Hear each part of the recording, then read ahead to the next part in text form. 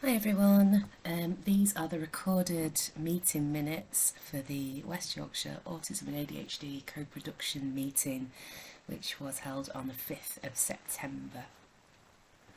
The people in attendance were Shelley Russell. Sorry for any names that I've got wrong there.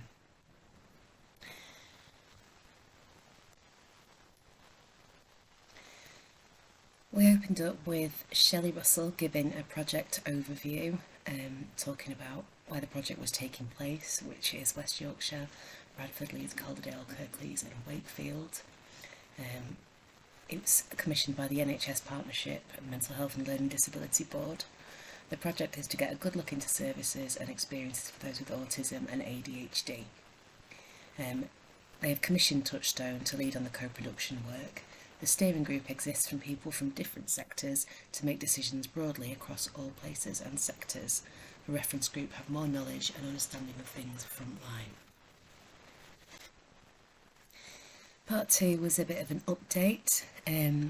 We talked about the participation sessions that we'd had for parent carers, children, young people and adult diagnostic pathways, for assessment pathways.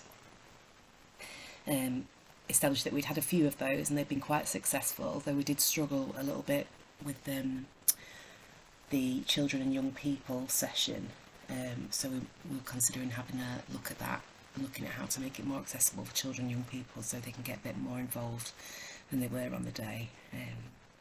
And several people offered in the chat to help out with that. The chat is available separately. Ed said that as a young person you know the information about autism and ADHD but no idea what it actually looks like kind of in person and in reality. Joe added that the waiting list is so long for young people they're often advised to wait for the adult pathway, and there was a lot of agreement from other people in the group there as well. Angie brought up that the Royal College of Psychiatrists is doing a review of the South West Yorkshire Trust. There'd been bad feedback because of the assessment pathway and they were trying to get improvements. She mentioned a young person that had taken their own life because of poor experience. The right to choose is proving difficult. In reference to people being more able to attend the children and young people's participation, there was a lot of talk about suggestions for online surveys, especially for children and young people and the assessment pathway. There was agreement across the group that online surveys would be good, and a few people offered to support with that.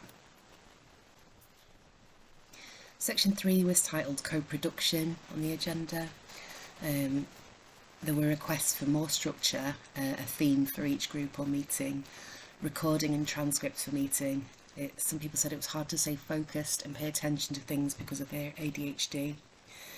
It was agreed that questions beforehand would be helpful to know what to focus on, possibly making meetings shorter, with a maximum of 90 minutes.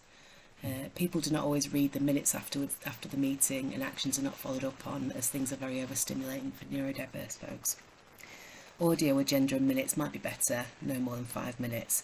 Possibility of a YouTube channel for the video/audio, the subtitles are key. Terms of reference would be useful, as well as having guidelines for being respectful and ensuring their needs are met. Identity first language, e.g. autistic people, trans people, is key, but to be careful with it and ensure sensitivity. Having people put ID terms in the chat box if they wish to make it easier and for people to feel safer. It was agreed that meetings would preferably after midday with a break between an hour to an hour and a half. Meetings more frequent but with topics so people know which ones to attend for their interests and specific focus. There was discussion about tutorials for online resources we might end up using, as not everyone will understand everything, so best to give instructions. Not too many options as people get choice paralysis. Possibly adding smaller topic-focused subgroups for co-production, such as task and finish groups. There's a desire for more focus groups so people know what to contribute, where to go to learn things, and where to contribute ideas. Suggestion of hard copy resources, questions and agenda, working with Touchstone Comms so there is a web page for people to refer to. Emailing out a copy of the meeting chat afterwards and have a person directly monitoring chat throughout the whole meeting for future meetings. Some of the agreements that were made within the meeting was that we would put 6 months of meetings out in one chunk so people can make sure it's in their diaries in advance.